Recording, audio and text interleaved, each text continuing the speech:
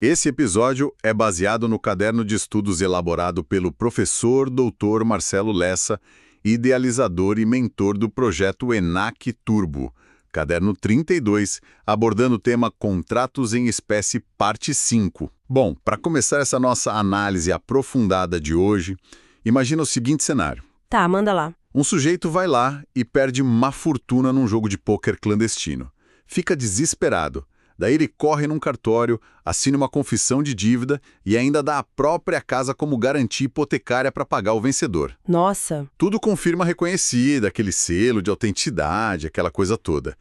E aí a lei brasileira olha para toda essa formalidade e diz: olha, essa dívida não vale absolutamente nada e o cara não precisa pagar um centavo. pois é um verdadeiro choque de realidade para quem acha que o direito civil é tipo uma matemática fria, né?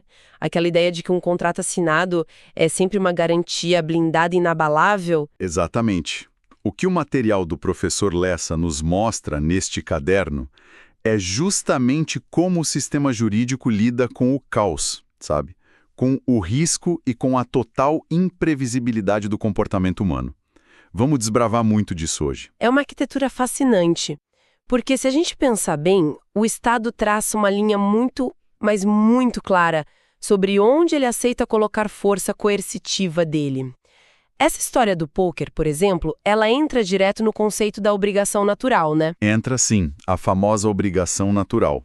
Mas a mecânica disso sempre me soa um pouco paradoxal. Tipo, se duas pessoas adultas concordaram com a aposta lá na mesa, por que o Estado cruza os braços e se recusa a ser, digamos, o cobrador do cassino? Mas, ao mesmo tempo, ele não proíbe a pessoa de pagar se ela quiser. Como funciona isso? É que o direito precisa equilibrar a moralidade pública com a liberdade de cada um. A dívida de jogo não autorizada é, por definição, inexigível lá na justiça. Certo. Ou seja, não existe juiz, não existe oficial de justiça para forçar o devedor a pagar. É uma obrigação que existe ali no mundo dos fatos, na vida real, mas é imperfeita no mundo jurídico. Mas aí tem a tal da exceção, né? Se a pessoa colocar a mão no bolso e pagar. Exato. É aí que entra a regra da retenção do pagamento, a famosa solute retentio. Ah, sim. O legislador entende o seguinte: o Estado não vai sujar as mãos para cobrar uma aposta, tá? Mas se o perdedor, por uma questão de honra, vai lá e paga de livre e espontânea vontade, a situação de fato se consolida. O credor pode reter o dinheiro. Entendi. Então o Estado não cobra, mas também não age como, sei lá, babá para desfazer um pagamento que o cara fez porque quis. Perfeito, é isso mesmo. Ele não desfaz, a não ser, claro, que tenha rolado alguma fraude no meio da história. Tipo o quê? Cartas marcadas. Isso. Se o sujeito provar que o jogo foi roubado ou se quem pagou era menor de idade, incapaz, aí sim, a devolução acontece. O sistema protege o incapaz e quem foi enganado. Faz todo sentido. Mas voltando àquela minha provocação lá do início sobre a escritura pública, se a dívida original do jogo é inexigível, eu entendo que o credor não pode ir lá e protestar isso no cartório. Não, não pode. Mas e se eles tentarem ser espertos e disfarçar o negócio? Aí a coisa complica. Porque, tipo, entra a figura da novação. Imagina que eles pegam aquela dívida impura da aposta e transformam num empréstimo limpo. Fazem uma nota promissória, bonitinha. Por que o Estado se importa se as partes estão criando uma obrigação que é tecnicamente nova? Ah, porque permitir isso seria abrir uma brecha gigantesca para lavagem de dinheiro, para coerção. E olha, esse é um ponto que as bancas mais rigorosas, tipo a FGV, adoram bater na tecla. A famosa pegadinha de prova. Exatamente.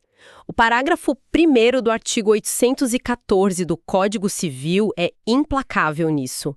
A nulidade atinge qualquer contrato que tente encobrir a dívida de jogo.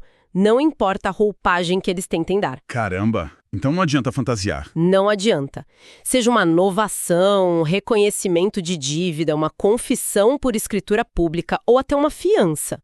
O vício de origem lá do jogo contamina a árvore toda. O veneno escorre para os frutos, né? Bela analogia, é exatamente isso. Mas aí entra o papel crítico de quem está ali na linha de frente do sistema, que é o tabelião. E o material do professor Lessa foca bastante nessa prática notarial, que é fundamental para quem busca aprovação nessas provas. Sem dúvida. Se essas duas pessoas chegam lá no cartório, Pedindo a tal escritura de confissão de dívida, o tabelião tem o dever de investigar de onde veio aquele dinheiro. Como ele barra isso na prática? Bom, ele não atua como um detetive de polícia, sabe? Mas ele é o primeiro grande filtro da legalidade ali. Ele faz a qualificação notarial. Aham.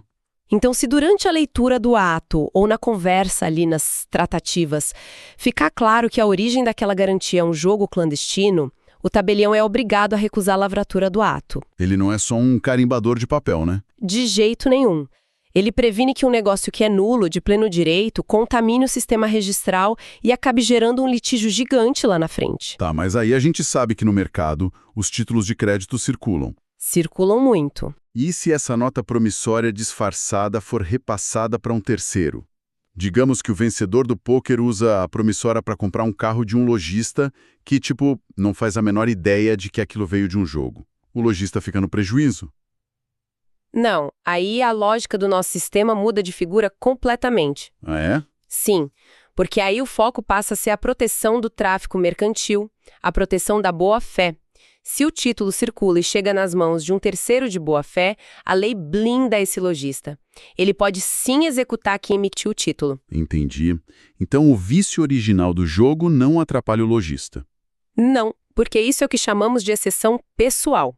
O devedor não pode usar a desculpa do jogo contra quem recebeu o título de forma legítima e não sabia daquela manobra suja. A engrenagem protegendo quem movimenta a economia com honestidade. Perfeito. Agora, tem uma exceção que o STJ consolidou que eu acho, sério, digna de filme. A exceção de Las Vegas. Essa mesma.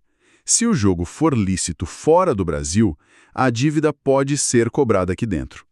Isso não fere a nossa soberania ou a ordem pública, já que o jogo de azar é contravenção penal aqui no Brasil. Olha, historicamente rolava muito esse debate, mas o STJ já pacificou que isso não fere a ordem pública. Mesmo sendo proibido aqui. Sim, porque a questão passa a ser regida pelo direito internacional privado através da nossa LINDB, a Lei de Introdução às Normas do Direito Brasileiro. Certo. Pensa assim, se um brasileiro viaja para Nevada, joga num cassino totalmente legalizado pelas leis daquele estado americano, contrai a dívida lá e volta para o Brasil sem pagar, a obrigação nasceu válida. Ela cumpriu as regras de onde foi feita. Exato. O negócio jurídico atendeu a todos os requisitos do local da celebração.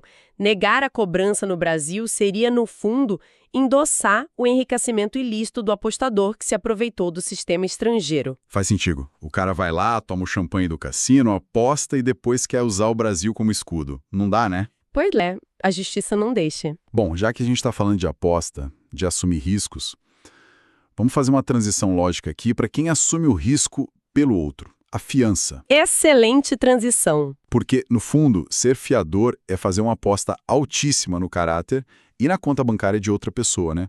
Você amarra o seu próprio patrimônio ao comportamento de um terceiro. É um risco gigantesco. E justamente por ser agressivo, assim, o direito cerca a fiança de solenidades muito, mas muito rígidas, como o professor Lessa aborda no caderno. Precisamente. A fiança é um contrato acessório e subsidiário. Alguém garante, com o próprio bolso, a obrigação do devedor principal. E o ponto fundamental que o material levanta é a exigência da forma escrita. Não existe aquela coisa de eu te garanto no fio do bigode. De jeito nenhum. O direito repele completamente qualquer ideia de fiança verbal. E mais do que isso, a interpretação é estritamente restritiva. Restritiva como? Tipo, se houver qualquer dúvida sobre o tamanho ou a extensão daquela garantia, o juiz sempre vai decidir a favor do fiador. Protege o lado mais fraco da corda. Exato. E essa proteção se estende à família do fiador. O que nos leva, olha, a um dos conceitos mais punitivos e interessantes do direito civil, que cai direto em prova. Ah, o ponto crítico notarial, a outorga uxória ou marital, o consentimento do cônjuge. Vamos descer nesse detalhe porque, pelo que eu li, a consequência de ignorar isso é catastrófica, não é? É o que a gente chama de a verdadeira morte da fiança. Morte mesmo. Morte, porque, salvo se o casal for casado no regime de separação absoluta de bens, É totalmente proibido prestar fiança sem autorização expressa do marido ou da esposa. E a punição não é só tipo, vamos anular só a parte de quem não assinou. Tá, e o que acontece? A súmula 332 do STJ decreta que a fiança prestada sem essa venha conjugal é nula por inteiro. Inteira. O credor perde a garantia de 100%. Espera, mas isso parece criar uma armadilha terrível para o credor, não? Em algumas situações, sim. Pensa no cenário de uma união estável, que muita gente vive hoje em dia e muitas vezes não tem papel nenhum registrado no cartório. O fiador senta ali na frente do locador do imóvel, mente descaradamente, olhando no olho que é solteiro, e assina. É o clássico problema da união estável oculta. Pois é. O locador acredita, porque não tem como adivinhar se não tem registro. Se a gente aplicar essa regra da súmula cegamente, anula tudo. E o credor, que agiu de boa fé, toma um prejuízo colossal porque foi enganado. Como a jurisprudência, como o STJ resolve essa simetria? Essa é uma das análises, eu diria, mais sofisticadas do STJ hoje em dia. A Corte percebeu que aplicar a súmula 332 de forma cega nesse cenário de fraude seria, no fim das contas, premiar o fraudador e punir a boa-fé do credor. Ia ser muito injusto. Demais. Então, na união estável não registrada, onde o fiador mente sobre o estado civil, a fiança é mantida como válida sim. O STJ salva a fiança. Salva para proteger o credor de boa-fé. Mas, e tem um grande mas aí, para não sacrificar o companheiro ou companheira que estava em casa e não sabia de absolutamente nada, a lei protege a meação dessa pessoa inocente. A metade dela. Isso. A dívida vai ser executada, mas só vai poder atingir a metade do patrimônio que pertence ao fiador que mentiu. É uma engenharia cirúrgica para equilibrar a balança moral, sabe? Nossa, genial. É a distinção entre proteger o credor, mas punir quem mentiu, sem arrasar quem estava inocente. Mostra como o direito não é um código de computador binário, né? Exatamente. Tem essas nuances humanas que as provas adoram cobrar. Com certeza. Mas vamos olhar para o momento em que a bomba explode de verdade. O inquilino simplesmente para de pagar o aluguel. O credor vai logo atrás de quem? Do fiador. Sempre sobra para o fiador. Daí a primeira linha de defesa desse fiador é o famoso benefício de ordem ou excussão, que ele vira e fala, olha, vai lá cobrar do devedor principal primeiro, raspa a conta bancária dele, depois você vem na minha. Só que, na prática dos contratos que a gente vê no dia a dia, o fiador quase sempre perde esse escudo. Por que isso acontece? Perde porque ele renuncia a esse direito. E muitas vezes sem nem perceber a gravidade do que ele está assinando lá nas letrinhas miúdas. O artigo 827 garante esse benefício de ordem. Se o fiador for processado, ele pode exigir, até a fase de contestação, que os bens do devedor sejam executados primeiro. O que é justo. Sim, mas a questão é que aquelas cláusulas de estilo, que já vêm prontas nos contratos de locação, frequentemente trazem expressões tipo devedor solidário ou principal pagador. E quando o fiador assina embaixo disso, ele está abrindo mão do benefício, o credor ganha um atalho direto para o patrimônio dele, e tem outra coisa, a lei impõe a perda desse benefício se o devedor principal cairia em insolvência ou falência. Afinal, não tem bens úteis lá para executar. O que nos leva àquela vontade desesperada de fugir do contrato, a famosa exoneração. Essa é polêmica. Demais. Imagina um contrato de locação que começou com um prazo determinado de 1 ano, mas foi sendo renovado automaticamente mês a mês e já dura, sei lá, uma década. O fiador, coitado, não quer ser refém dessa amizade para sempre. E ninguém quer. O texto técnico diz que ele tem o direito potestativo de se exonerar. Traduzindo do juridiquês para quem está ouvindo a gente, o que é isso e como funciona essa válvula de escape. Bom, o direito potestativo é aquele que não admite contestação, sabe? A outra parte só pode se curvar a ele. Então o fiador não precisa pedir por favor para o locador deixar ele sair. Ele simplesmente notifica o credor de forma clara. Tá, mas aí ele manda o e-mail e no dia seguinte está livre? Aí que tá a pegadinha. A lei exige responsabilidade. Você não pode simplesmente puxar o tapete do credor da noite para o dia. O O fiador continua responsável por todos os efeitos daquela garantia por mais 60 dias após a notificação chegar no credor. Ah, então tem um aviso prévio, digamos assim? Isso, é o tempo de respiro para o locador chegar para o inquilino e falar, olha, arruma um fiador novo aí ou encerra a locação. Entendi. E tem alguma situação onde a extinção acontece na hora, de forma imediata? Eu ouvi falar de algo sobre moratória. Ele dá um prazo extra, tipo uns 3 meses, para o inquilino pagar os aluguéis atrasados. Um acordo de gaveta. Isso, um acordo direto com o inquilino, sem avisar o fiador. Se ele fizer isso, a fiança evapora. Na mesma hora. Na mesma hora. O artigo 838 é claríssimo. Conceder moratória, que é esse prazo extra, sem o consentimento do fiador, desobriga o fiador integralmente. A lógica é muito simples. O risco mudou, né? O devedor que hoje ainda tem algum dinheiro para pagar pode estar completamente quebrado daqui a 3 meses. Verdade. O fiador assumiu o risco lá de trás e não essa extensão de prazo que o credor inventou agora. Perfeito.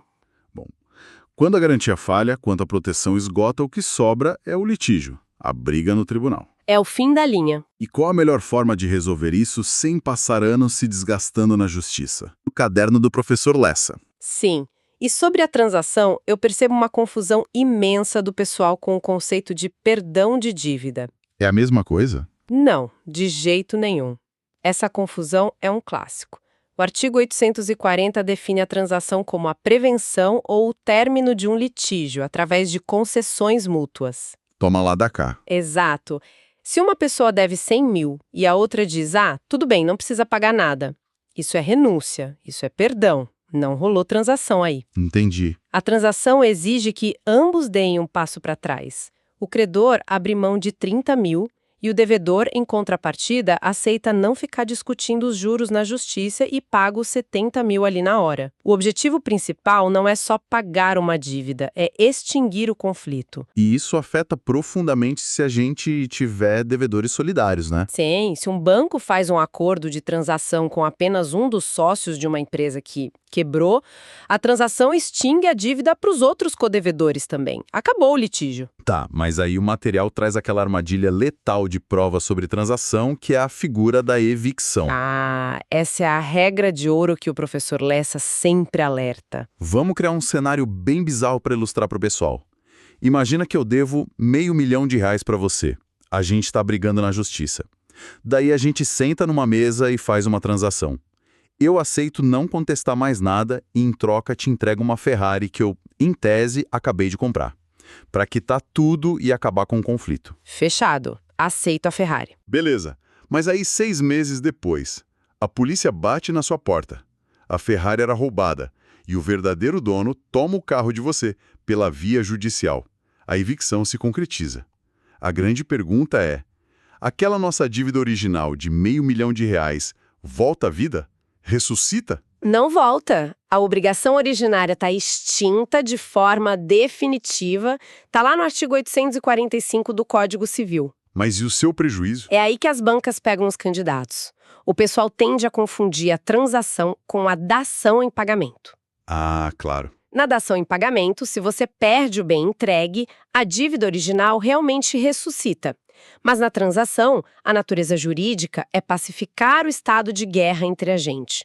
A ponte foi explodida depois que a gente atravessou. Se houve evicção do bem recebido no acordo, no caso eu, não pode reabrir o litígio antigo lá do R$500 mil. Então o que te sobra? O que me resta é cobrar perdas e danos pelo carro perdido, que era objeto da transação. Mas a dívida velha, esquece. É a supremacia da segurança jurídica sobre voltar para o caos processual incrível. Bom, e falando em fugir do judiciário, nós temos também o compromisso, a tal da arbitragem. Isso, quando as partes abrem mão do juiz do Estado e delegam o poder de decisão para árbitros privados. Eu entendo que o limite para isso é meio óbvio. Só vale para direitos patrimoniais disponíveis. Não dá para eu fazer arbitragem sobre poder familiar, divórcio, essas coisas, né? Exatamente, não pode. Mas o caderno destaca um avanço recente que, na minha visão, mudou um paradigma histórico. O artigo 26 da LINDB. E aqui eu preciso fazer o papel do advogado do diabo rapidinho. Vai lá. Historicamente, a gente aprende na faculdade que o interesse público é indisponível. O Estado não cede, o Estado não faz acordo. Como é que o artigo 26 quebrou esse dogma? Quebrou pela força da realidade, sabe? E da eficiência. O dogma da indisponibilidade absoluta do interesse público criava umas aberrações gigantes. Tipo obra parada. Sim. Imagina uma rodovia gigantesca com a construção paralisada há uns 10 anos, porque o Estado e a empreiteira estão brigando na justiça sobre o reajuste do cimento. O prejuízo social daquela obra parada é infinitamente maior do que o valor do litígio em si. Faz sentido. A sociedade perde muito mais. Então, o artigo 26 da LINDB permite agora que a administração pública faça compromissos para eliminar essa incerteza jurídica. É a gestão de crises no poder público buscando a eficiência. Ou seja, o Estado percebeu que transigir pode ser a forma mais eficiente de proteger o interesse da população, ao invés de ficar abraçado a um purismo jurídico enquanto a rodovia apodrece. Exatamente isso, rompendo os velhos dogmas. Fantástico. E olha, o caderno do professor Lessa apresenta um bloco chamado Fichamento Estratégico, que é aquele resumo premium focado na memorização da galera que está estudando. É o ritual de passagem do caderno, a hora de fixar o conhecimento. Então vamos fazer um bate-pronto aqui para consolidar o que a gente falou? Frases de impacto, tiro rápido. Eu começo. Dívida de jogo é obrigação natural. Se pagou de livre vontade, não tem devolução, exceto se for incapaz ou tiver dolo. Fiança exige forma escrita e interpretação estritamente restritiva. A morte da fiança acontece sem outorga uxória ou marital. Súmula 332 do STJ diz que é nula por inteiro. E a fuga do fiador, a exoneração, não é imediata? Exige aquela responsabilidade residual de 60 dias após a notificação? Perfeito. Transação exige concessões mútuas. Sem tomar lá da cá, é só renúncia de dívida. E lembra da Ferrari roubada? Evicção na transação não ressuscita a dívida antiga. O negócio é ir atrás de perdas e danos. E por fim, o compromisso e a arbitragem são apenas para direitos patrimoniais disponíveis. Mas o Estado agora também pode jogar esse jogo graças à LIDNB. Fechou? Fechadíssimo. É a síntese acelerada perfeita. Bom, a gente conectou todas essas engrenagens e o que fica muito claro para qualquer um que estuda o direito com profundidade, seja um candidato, advogado ou tabelião, é que dominar essas regras não é só decorar lei. Com certeza não. Esses contratos são, na verdade, as artérias da economia e da confiança humana, né? É uma visão profunda. Como destaca o caderno do professor Lessa, o delegatário, o tabelião que está lá qualificando um ato todo dia, ele não é um mero carimbador. Ele é um verdadeiro agente de pacificação social. Quando ele blinda a boa-fé e evita as fraudes lá no balcão do cartório, ele mata o litígio por inanição. É a espinha dorsal da justiça multiportas de forma preventiva. E isso me traz um pensamento bem provocativo para a gente encerrar nossa análise hoje. Opa, qual? Como a gente vai manter essa essência com toda a tecnologia que está chegando? Pensa nos contratos inteligentes, os smart contracts que rodam lá na blockchain de forma automatizada. É um grande desafio. Sim. O código executa a garantia na hora, se faltar o pagamento. E aí eu te pergunto, para quem está ouvindo, refletir também. Como um algoritmo vai conseguir interpretar a boa-fé de um cônjuge que foi enganado naquela fiança com união estável oculta? Ou como o software vai saber que aquela transferência é, na verdade, uma dívida de jogo disfarçada? O direito vai ter que dar um jeito de codificar a moralidade dentro do software. Senão, teremos um sistema super rápido, mas completamente cego para a realidade humana. Que reflexão, hein? É a nova fronteira.